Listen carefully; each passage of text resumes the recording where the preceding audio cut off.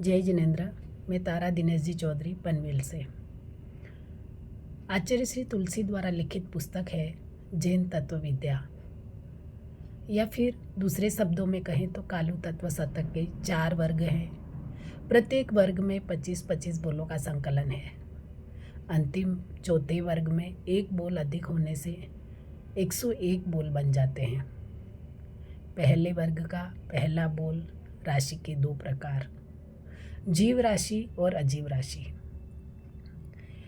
राशि का अर्थ होता है वर्ग।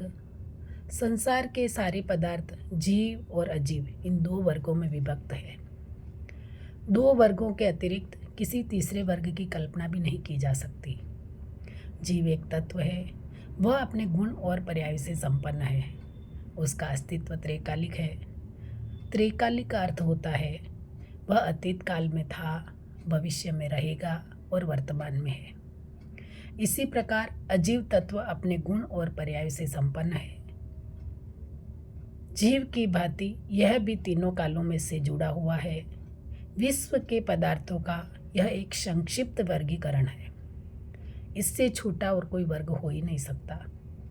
जैन दर्शन में 2 प्रकार की दृष्टियां हैं, संक्षेप दृष्टि और विस्तार दृष्टि। दूसरे शब्दों में इन्हें संक्षेप न्याय और विस्तार न्याय भी कहा जा सकता है।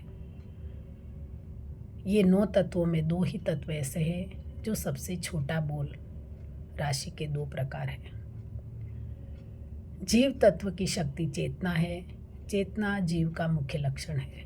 अजीव तत्व चेतना और अनुभूति से शून्य जड़ तत्व है, पर विश्व की संरचना में जितना जीव का उपयोग है उतना ही अजीव का भी उपयोग होता है। अब ये प्रश्न होते हैं कि कालू तत्व शतक के कितने वर्ग हैं। पहला प्रश्न, उसका उत्तर है कालू तत्व शतक के 4 वर्ग हैं। प्रत्येक वर्ग में 25-25 बोलों का संकलन है और अंतिम एक वर्ग में एक बोल अधिक होने से 101 बोल बन जाते हैं।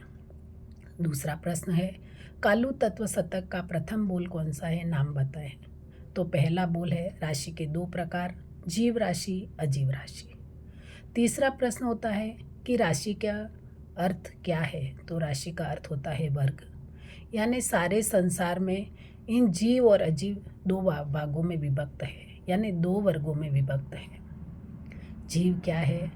जीव एक तत्व है, वह अपने गुण और पर्याय से संपन्न है। इसका अस्तित्व त्रैकालिक है। जीव तत्व का लक्षण चेतना है। अब प्रश्न होता है 5वां प्रश्न कि त्रैकालिक का अर्थ क्या है। तो त्रैकालिक का अर्थ होता है अतीत, वर्तमान और भविष्य से है। अजीव क्या है? अजीव भी एक तत्व है, वह अपने गुण और पर्याय से संपन्न है। अजीव जड़ तत्व है। जीव तत्व की शक्ति क्या है? तो प्रश्न होता है, आंसर होता है जीव तत्व की शक्ति चेतना है। चेतना जीव का मुख्य लक्षण है। 8वां प्रश्न होता है अजीव का लक्षण क्या है। अजीव तत्व चेतना और अनुभूति से शून्य जड़ तत्व है। फिर भी विश्व की संरचना में जितना जीव का उपयोग है उतना अजीव का भी उपयोग है। अब इसमें एक प्रश्न और आता है कि जैन दर्शन में 2 प्रकार की दृष्टियाँ है, एक संक्षेप दृष्टि, एक विस्तार दृष्टि।